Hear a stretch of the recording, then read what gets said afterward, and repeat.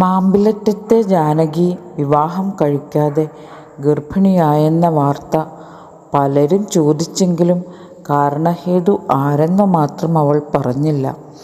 ജാനകി ഇന്നു പരിപൂർണ സന്തോഷവതിയാണ്. ഒരു കുഞ്ഞിനെ ലാളിക്കാനുള്ള പൂർണ്ണ മനസ്സിനെ തയ്യാറെടുപ്പിക്കുകയാണവൾ.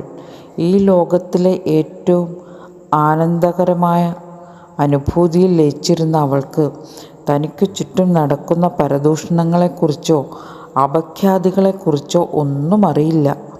ചുറ്റുപാടുകളെക്കുറിച്ച് അവൾക്ക് ഭയമില്ല.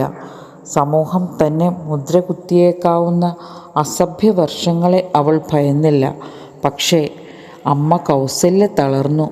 മകളെ പുച്ഛിച്ചു തുപ്പുന്നവരെ കണ്ടില്ലെന്നു നടിച്ചു. കുടുംബ വീട്ടുകാർ ഒരുമിച്ചു തങ്ങളുടെ കുടുംബത്തിനു കളങ്കം വരുത്തിയ കൗസല്യയെയും മകളെയും ആ പ്രദേശത്തു നിന്ന് ഓടിക്കാൻ തീരുമാനമായി. എന്നാൽ തൻ്റെ അച്ഛൻ്റെ പേരുള്ള ഭൂമി വിട്ടുപോകാൻ ജാനകി വിസമ്മതിച്ചു. അവൾ അതിനായി പോരാടി വിജയം സുനിശ്ചിതമാക്കുകയും ചെയ്തു. മന്ദാകിനിയുടെ കാതിലും ആ വാർത്ത എത്തി. അല്പം ഒരു കുശുമ്പ് ജാനകിയോടവൾക്കു തോന്നി. വിവാഹം കഴിഞ്ഞ് വർഷം ഒന്നാകാറായിട്ടും ഒരു കുടുംബജീവിതം കെട്ടിപ്പടുക്കാൻ തങ്ങൾക്കിരുവർക്കും കഴിഞ്ഞിട്ടില്ല. അവിവാഹിതയായിട്ടും ഗർഭിണിയായവളെ അഭിനന്ദിക്കാൻ മന്ദാകിനി മറന്നില്ല.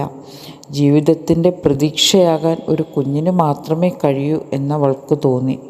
മറ്റാരും കേൾക്കാതെ ആ രഹസ്യം ശങ്കരനോടവൾ പറഞ്ഞു. ശങ്കരനിലും ഞെട്ടലുളവായി. ദുർനടപ്പുകാരിയല്ല ജാനകി. പിന്നെ അവളോട് ഈ ചതി ചെയ്തതാര്? ശങ്കരൻ്റെ മേലാസകലം പെരുത്തുകയറി.